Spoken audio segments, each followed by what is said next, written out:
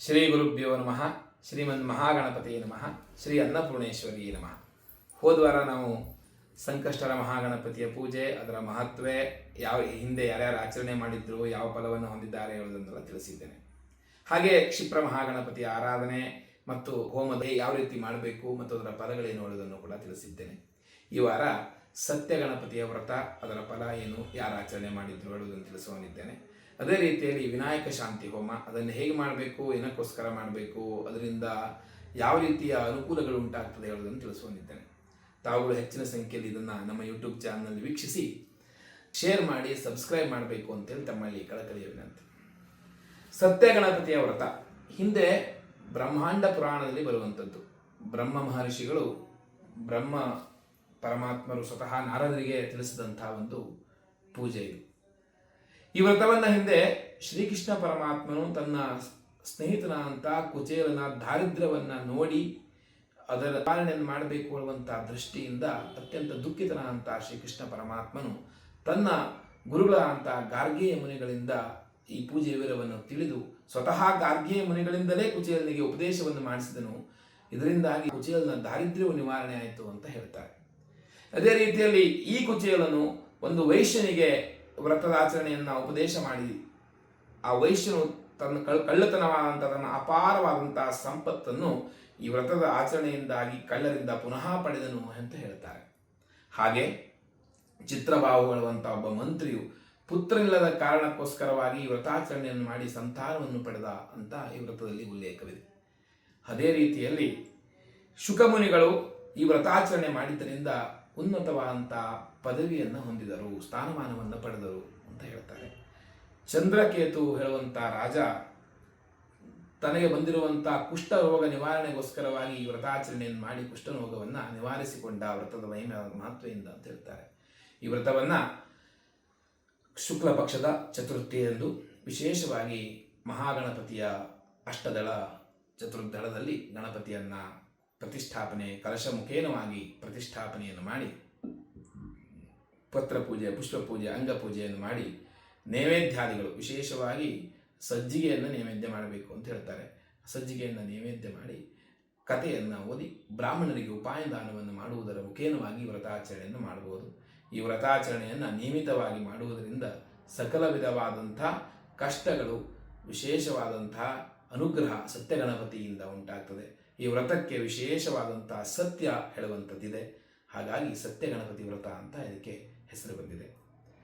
ಹಾಗೆ ವಿನಾಯಕ ಶಾಂತಿ, ವಿನಾಯಕ ಶಾಂತಿ ಹೋಮವನ್ನು ಜ್ಯೋತಿಷಿಗಳು ತಮ್ಮ ವಿವೇಚನೆಗೆ ತಕ್ಕಂತೆ ಹೇಳ್ತಾರೆ. ಅಂದರೆ ವಿವಾಹಕ್ಕೆ ಸಂಬಂಧಪಟ್ಟಂತಹ ವಿವಾಹ ಪ್ರತಿಬಂಧಕ ದೋಷಗಳ ಪರಿಹಾರಕ್ಕೋಸ್ಕರವಾಗಿ ವಿನಾಯಕ ಶಾಂತಿ ಮಾಡಬೇಕು ಅಂತ ಹೇಳ್ತಾರೆ.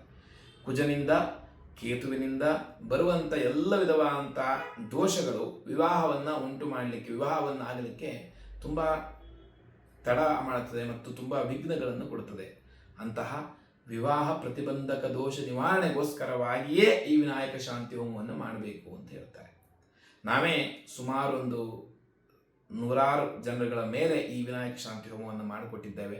ಅವರೆಲ್ಲರಿಗೂ ಕೂಡ ಆ ವಿನಾಯಕ ಶಾಂತಿ ಹೋಮ ಮಾಡಿ ಒಂದು 6 ತಿಂಗಳ ಒಳಗಡೆ 38 ವರ್ಷ ಆದವರಿಗೆ, 40 ವರ್ಷ ಆದಂತಹ ಹೆಣ್ಣು ಗಂಡುಗಳಿಗೆ ವಿವಾಹ ಆಗಿದೆ. ನಮ್ಮ ಕಣ್ಣು ಮುಂದುಗಳೇನೂ ಕೂಡ ಇಂಥ ಎಷ್ಟೋ ವಿವಾಹ ಆದಂಥ ಉದಾಹರಣೆಗಳಿದೆ.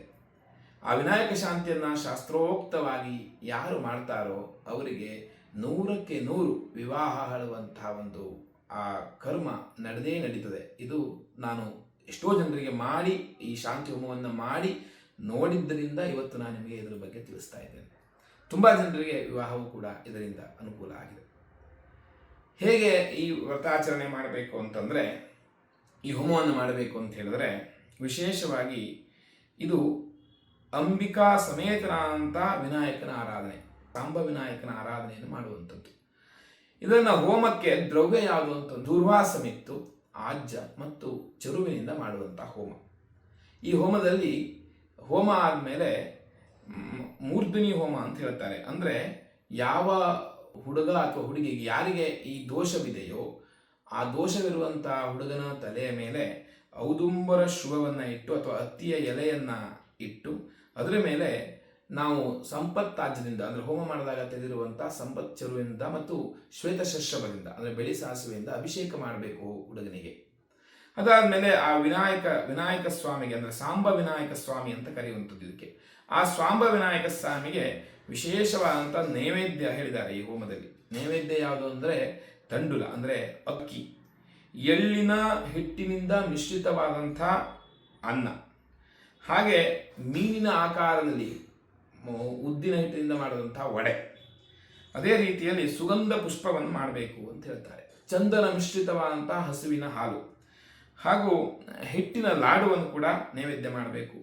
ಪುರಿಯನ್ನು ನೈವೇದ್ಯ ಮಾಡಬೇಕು. ಅಪೂಪ, ಮೊಸರನ್ನ, ಪಾಯಸ ಮತ್ತು ಬೆಲ್ಲದಿಂದ ಮಾಡಿದಂಥ ಅಕ್ಕಿ ಹಿಟ್ಟಿನ ಲಾಡುವನ್ನು ಹಾಗೂ ಮೊಸರು ಮತ್ತು ಅಕ್ಕಿ ಹಿಟ್ಟಿನ ನೀರನ್ನು ನೈವೇದ್ಯ ಮಾಡಬೇಕು ಅಂತ ಹೇಳುವಂಥದ್ದು. ಇದಕ್ಕೆ ವಿಶೇಷವಾದಂತಹದ್ದು ಏನು ಅಂತಂದ್ರೆ ಲಂಬೋದರಾದಿ 21 ಗಣಗಳಿಗೆ ಬಲಿಯನ್ನು ಹಾಕಬೇಕಾಗ್ತದೆ. ಈ ಹೋಮ ಆದ್ಮೇಲೆ ಬಲಿ ಪ್ರದಾನ ಇದೆ. ಲಂಬೋದರಾದಿ 21 ಗಣ ದೇವತೆಗಳಿಗೆ. ಅದಕ್ಕೆ ಕೂಷ್ಮಾಂಡ ಮತ್ತು ಅನ್ನದಿಂದ ಸದೀಪವಾದಂತಹ ಬಲಿಯನ್ನು ಕೊಟ್ಟು ಅದಕ್ಕೆ ತರ್ಪಣವನ್ನು ಕೊಡಬೇಕು. ಹರಿದ್ರ, ಕುಂಕುಮ, ದೂರ್ವಾ ನೀರಿನಿಂದ ತರ್ಪಣ ಕೊಡಬೇಕು ಅಂತ ಹೇಳ್ತಾರೆ ಈ ಹೋಮವನ್ನು ಮಾಡಲಿಕ್ಕೆ. ಹೋಮವನ್ನು ಮಾಡಿದಾಗ ಇದನ್ನು ಕೊಟ್ಟಾಗ ಮಾತ್ರ ಈ ಹೋಮ ಬಲಿ ತರ್ಪಣ ಆಗಬೇಕು ಅಂತ. ಹಾಗೆ ಇದಾದ್ಮೇಲೆ ಚತುಷ್ಪಥ ಬಲಿ ಅಂತ ಅಂದರೆ 4 ರಸ್ತೆ ಸೇರಿದಂತಹ ಜಾಗದಲ್ಲಿ ಅಥವಾ ಹಾಲು ಬಿಡುವಂಥ ಮರದ ಕೆಳಗಡೆ, ಉದಾಹರಣೆಗೆ ಅಶ್ವತ್ಥ ಮರ ಇರ್ಬೋದು, ಹತ್ತಿ ಮರದ ಕೆಳಗಡೆ ಬಲಿಯನ್ನು ಹಾಕಬೇಕು. ಅದು ಎಳ್ಳಿನ ಹಿಟ್ಟಿನಿಂದ ಉಂಡೆ ಮಾಡಿದಂಥ ಎಳ್ಳಿನ ಹಿಟ್ಟಿನ ಉಂಡೆಗೆ ಬಲಿ ಸೇರಿಸಬೇಕು. 4 ಸೇರುವಂಥ ದಾರದಲ್ಲಿ, 4 ರಸ್ತೆ ಸೇರುವಂಥ ಜಾಗದಲ್ಲಿ ಇರ್ಬೋದು ಅಥವಾ ಹಾಲನ್ನು ಕೊಡುವಂಥ ಮರದ ಕೆಳಗಡೆ ಬಲಿಯನ್ನು ಹಾಕ್ಬೋದು ಅಂತ ಹೇಳ್ತಾರೆ. ಹಾಗೆ ಮತ್ತೆ ಸುವಾಸಿನಿಯ ಪೂಜೆಯನ್ನು ಮಾಡಿ ಸುವಾಸಿನಿಯ ಆಶೀರ್ವಾದವನ್ನು ಪಡೆಯುವಂಥದ್ದು. ಹೀಗೆ ಮಾಡುವುದರಿಂದ ಅತ್ಯಂತ ಸರಿಯಾದ ಕ್ರಮಬದ್ಧವಾಗಿ ಯಾವ ವ್ಯಕ್ತಿಯ ಜಾತಕದಲ್ಲಿ ದೋಷವಿದೆಯೋ ಅಂದರೆ ವಿವಾಹ ಪ್ರತಿಬಂಧಕ ದೋಷಗಳಿದೆಯೋ ಅದು ವಿಶೇಷವಾಗಿ ಕುಜನಿಂದ ಮತ್ತು ಕೇತುವಿಂದ ಉಂಟಾದ ದೋಷಗಳ ಪರಿಹಾರಕ್ಕೋಸ್ಕರವಾಗಿ ಈ ಕಾರ್ಯಕ್ರಮವನ್ನು, ಈ ಹೋಮವನ್ನು ಅತ್ಯಂತ ಶಾಸ್ತ್ರೋಕ್ತವಾಗಿ ಮಾಡುವುದರಿಂದ 100ಕ್ಕೆ 100 ಅಂಥವರಿಗೆ ವಿವಾಹ ಭಾಗ್ಯ ಆಡುವಂಥದ್ದು ಒದಗಿ ಬರ್ತದೆ. ಇದು ನಾನು ಎಷ್ಟೋ ಜನರ ಜಾತಕವನ್ನು ಪರಿಶೀಲಿಸಿ ಈ ಕಾರ್ಯಕ್ರಮವನ್ನು, ಈ ಹೋಮವನ್ನು ಮಾಡಿಸ್ಕೊಟ್ಟು ಅವರಿಗೆ 100ಕ್ಕೆ 100 ಜನರಿಗೆ 100% ಜನರಿಗೆ ನಾವು ಪೂಜೆ ಮಾಡಿಸಿದ 6 ತಿಂಗಳೊಳಗಡೆ, ತಡ ಅಂದ್ರೂ 8 ತಿಂಗಳೊಳಗಡೆ ಅವರಿಗೆ ಮದುವೆ ಆಗಿರೋದನ್ನು ನಾನು ನೋಡಿದ್ದೇನೆ. ಅದು ಕೊನೆಯ ಪಕ್ಷದಲ್ಲಿ 8 ತಿಂಗಳಕ್ಕಾದರೂ ಹಾಗೆ ಆಗ್ತದೆ. ಹಾಗಾಗಿ ಇಂಥ ಯಾವುದೇ ದೋಷಗಳಿದ್ದಲ್ಲಿ ಈ ವಿನಾಯಕ ಶಾಂತಿ ಹೋಮವನ್ನು ಮಾಡಿಸಿದ್ರೆ ಆ ವಿನಾಯಕನ ಅನುಗ್ರಹ ಉಂಟಾಗ್ತದೆ. ಶಾಸ್ತ್ರೋಕ್ತವಾಗಿ ಮಾಡಬೇಕು ಮತ್ತು ಕ್ರಮಬದ್ಧವಾಗಿ ಆಹುತಿಗಳು, ಬಲಿ ಮತ್ತು ನೈವೇದ್ಯಾದಿಗಳು ಎಲ್ಲವೂ ಕೂಡ ನೆರವೇರಿದಾಗ ಆ ಗಣಪತಿಯ ಅನುಗ್ರಹ ಉಂಟಾಗಿ ಸಾಂಬ ವಿನಾಯಕನ ಅನುಗ್ರಹ ಉಂಟಾಗ್ತದೆ ಅಂತ ಹೇಳ್ತಾರೆ. ಮಾಡುವಂಥ ದಿವಸ ಯಾವುದು ಅಂತಂದರೆ ಶುಕ್ಲ ಪಕ್ಷದ ಚತುರ್ಥಿ ಅಥವಾ ಪಂಚಮಿ ಎಂದು ಮಾಡಿದ್ರೆ ಈ ಹೋಮವನ್ನು ಮಾಡಿದ್ರೆ ತುಂಬ ಶ್ರೇಷ್ಠ. ಇಲ್ಲ ಅಂತಂತ ಹೇಳಿದ್ರೆ ಯಾರಿಗೆ ಈ ಹೋಮ ಮಾಡ್ತೀವೋ ಅವರ ಹೆಸರಿನಿಂದ ತಾರಾನುಕೂಲವನ್ನು ನೋಡಿ, ನಕ್ಷತ್ರದ ಅನುಕೂಲವನ್ನು ನೋಡಿ, ಪಂಚಾಂಗದ ಅನುಕೂಲವನ್ನು ನೋಡಿ ಮಾಡತಕ್ಕಂಥದ್ದು. ಹೀಗೆ ಮಾಡುವುದರಿಂದ ವಿನಾಯಕನ ಅನುಗ್ರಹ ಅವರಿಗೆ ಉಂಟಾಗ್ತದೆ. ಹಾಗಾಗಿ ಈ ಒಂದು ಸತ್ಯಗಣಪತಿ ವ್ರತವನ್ನು ಮತ್ತು ವಿನಾಯಕ ಶಾಂತಿ ಹೋಮವನ್ನು ಯಾರ್ಯಾರಿಗೆ ಅನುಕೂಲ ಆಗ್ತದೆಯೋ ಅವರೆಲ್ಲರೂ ತಮ್ಮ ಇಷ್ಟಾರ್ಥ ಸಿದ್ಧಿಗೋಸ್ಕರವಾಗಿ ಮಾಡಿಕೊಳ್ಳಿ. ನಿಮಗೆಲ್ಲರೂ ಆ ಮಹಾಗಣಪತಿಯ ಪೂರ್ಣಾನುಗ್ರಹ ಉಂಟಾಗಲಿ ಅಂತ ಹೇಳಿ ತಮ್ಮಲ್ಲಿ ಮತ್ತೊಮ್ಮೆ ನಾನು ಭಗವಂತನಲ್ಲಿ ಪ್ರಾರ್ಥಿಸ್ತೇನೆ. ಅದೇ ರೀತಿಯಲ್ಲಿ ಮುಂದಿನ ವಾರ ನಾನು ಬಾಲಗಣಪತಿಯ ಹೋಮದ ಬಗ್ಗೆ ತಿಳಿಸುವನಿದ್ದೇನೆ ಹಾಗೂ ಸಿದ್ಧಿವಿನಾಯಕ ವಿನಾಯಕ ವ್ರತದ ಬಗ್ಗೆ ಕೂಡ ತಿಳಿಸುವನಿದ್ದೇನೆ. ಹೆಚ್ಚಿನ ಸಂಖ್ಯೆಯಲ್ಲಿ ಈ ವಿಡಿಯೋವನ್ನು ವೀಕ್ಷಿಸಿ, ಶೇರ್ ಮಾಡಿ, ಎಲ್ಲ ಕಡೆ ಸಬ್ಸ್ಕ್ರೈಬ್ ಮಾಡಿ. ಹಾಗೆ ನಮ್ಮ ಎಲ್ಲ ಥರವಾದಂಥ ಪೂಜೆ, ಹೋಮ, ಹವನ, ಯಜ್ಞ, ಯಾಗಾದಿಗಳಿಗೆ, ದೇವಸ್ಥಾನದ ಪ್ರತಿಷ್ಠಾಪನೆಗಳಿಗೆ ಶಾಸ್ತ್ರೋಕ್ತವಾಗಿ ನಮ್ಮಲ್ಲಿ ಅತ್ಯಂತ ವಿದ್ಯಾವಂತ ಅನುಷ್ಠಾನನಿರತ ಪುರೋಹಿತರ ಒಂದು ತಂಡವಿದೆ. ಯಾವುದೇ ಥರವಾದಂಥ ಪೂಜೆ ಹೋಮಗಳನ್ನು ತಮಗೆ ಯಾರ ಹತ್ರ ಮಾಡಿಸ್ಬೇಕು ಅಂತ ಹೇಳುವಂಥ ಗೊಂದಲ ಇದ್ದರೆ, ಯಾರು ಸರಿಯಾದ ಕ್ರಮಬದ್ಧವಾಗಿ ಮಾಡ್ತಾರೆ ಹೇಳುವಂಥದ್ದು ನಿಮಗೆ ಗೊತ್ತಿಲ್ಲದೆ ಇದ್ದಾಗ ನಮ್ಮಲ್ಲಿ ಬಂದು ಈ ಪೂಜೆ ಹೋಮವನ್ನು ನೆರವೇರಿಸಿದ್ರೆ 100ಕ್ಕೆ 100 ವಿದ್ಯಾವಂತ ಪುರೋಹಿತರನ್ನೊಳಗೊಂಡ ತಂಡದಿಂದ ನಿಮಗೆ ಎಲ್ಲ ಪೂಜೆ ಹೋಮವನ್ನು ನೆರವೇರಿಸಿಕೊಡುವಂಥದ್ದು ನಮ್ಮ ಒಂದು ಗುರಿ. ಅಂತ ಹೋಮವನ್ನು ನಾವು ಮಾಡಿಕೊಡ್ತೇವೆ. ಇದರ ಪ್ರಯೋಜನವನ್ನು ಯಾರಿಗಾದರೂ ಬೇಕಾದಲ್ಲಿ ಪಡಿಬೇಕಾಗಿ ತಮ್ಮಲ್ಲಿ ಕಳಕಳಿಯ ವಿನಂತಿ. ನಮಸ್ಕಾರ. ಶರಣ.